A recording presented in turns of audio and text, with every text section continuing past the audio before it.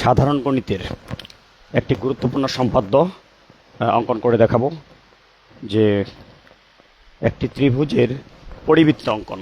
তো ত্রিভুজের তিনটা বাহু আমি লিখে রেখেছি, স্কেল দিয়ে তিনটা বাহু অঙ্কন করেছি, যে প্রথমটা 5 সেন্টিমিটার, পরেরটা 4 সেন্টিমিটার, পরেরটা 4.5 সেন্টিমিটার। তো এখন এই তিনটা বাহু দ্বারা প্রথমে একটি ত্রিভুজ আঁকবো, তারপর সেটার পরিবৃত্ত অঙ্কন করব। তো প্রথমেই যে কোনো একটা রশ্মি নিলাম, সেই রশ্মি থেকে বাহু প্রথম বাহুটা অর্থাৎ এই বাহুর মাপে আমরা এখান থেকে কাটবো, অর্থাৎ আমি ত্রিভুজটা অঙ্কন করতেছি। এবার বি এর মাপে আমরা এখান থেকে এখানে একটা বৃত্তচাপ দিব। আবার আমরা সি এর মাপে, আমি এখানে কালার পেন ইউজ করেছি, কিন্তু এটা পেন্সিল দিয়ে করতে হবে। আমি ভিডিওটা ভালো আসার জন্য কালার পেন ইউজ করেছি, কিন্তু এটা পেন্সিল দিয়ে করতে হবে। তাহলে এই বৃত্তচাপ দিয়ে পরস্পরকে এ বিন্দু ছেদ করেছে। এটা যদি বি হয়, এটা যদি সি হয়, আমরা এটা এখন যোগ করে দিব। যোগ করলাম। আমাদের ত্রিভুজটি অঙ্কন হয়ে গেল, এবিসি একটা ত্রিভুজ অঙ্কন হয়ে গেল। এটা নাম দিলে, একটা ডি নাম দিলাম।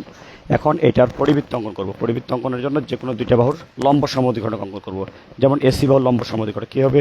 এই যে অর্ধেকের বেশি ব্যাসার্ধ নিয়ে সি বিন্দুকে কেন্দ্র করে অর্ধেকের বেশি ব্যাসার্ধ নিয়ে এই পাশে বৃত্তচাপ, আবার এই পাশে বৃত্তচাপ। তো ঠিক আবার ওই একই মাপে নড়াচড়া করা যাবে না, একই মাপে এই পাশে বৃত্তচাপ, এই পাশে বৃত্তচাপ। তো এই বৃত্তচাপগুলো যে বিন্দুতে ছেদ করেছে, আমরা এই বরাবরে কী করব? একটা রেখা টানবো। এটাই হবে এসি এর লম্ব সমদ্বিখণ্ডক। এটা হয়ে গেল এসি এর লম্ব সমদ্বিখণ্ডক। এর নাম দিলাম কি? P Q. এবার এবি এর লম্ব সমদ্বিখণ্ডক, এবি রাখলেও হবে, বিসি রাখলেও হবে। তো আমরা এবি লম্ব সমদ্বিখণ্ডক অঙ্কন করতেছি। তো অর্ধেকের বেশি ব্যাসার্ধ নিয়ে ঠিক এই পাশে বৃত্তচাপ, আবার এই পাশে বৃত্তচাপ, আবার এ বিন্দুকে কেন্দ্র করে ওই একই মাপে এই পাশে বৃত্তচাপ, এই পাশে বৃত্তচাপ নেব। তো এখন এই বৃত্তচাপগুলো পরস্পরকে যে বিন্দুতে ছেদ করেছে, সেটা আমরা যোগ করে বর্ধিত করলে আরও একটা সরলরেখা পাবো।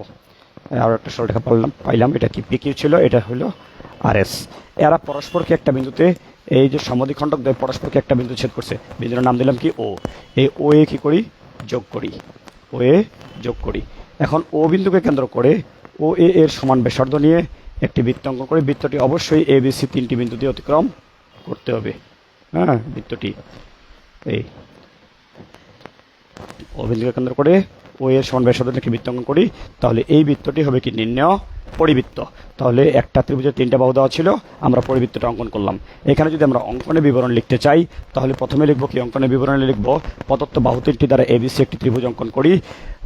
এবি ও এসি এর লম্ব সমদ্বিখণ্ডক যথাক্রমে আর এস ও পি কিউ অঙ্কন করি। এরা পরস্পরকে ও বিন্দুতে ছেদ করে ও এ কী করি? যোগ করি। ও বিন্দুকে কেন্দ্র করে ও এর সমান ব্যাসার্ধ নিয়ে একটি বৃত্ত অঙ্কন করি। বৃত্তটি এ বি সি তিনটি বিন্দু দিয়ে অতিক্রম করে। তাহলে এই বৃত্তটি নির্ণেয় পরিবৃত্ত।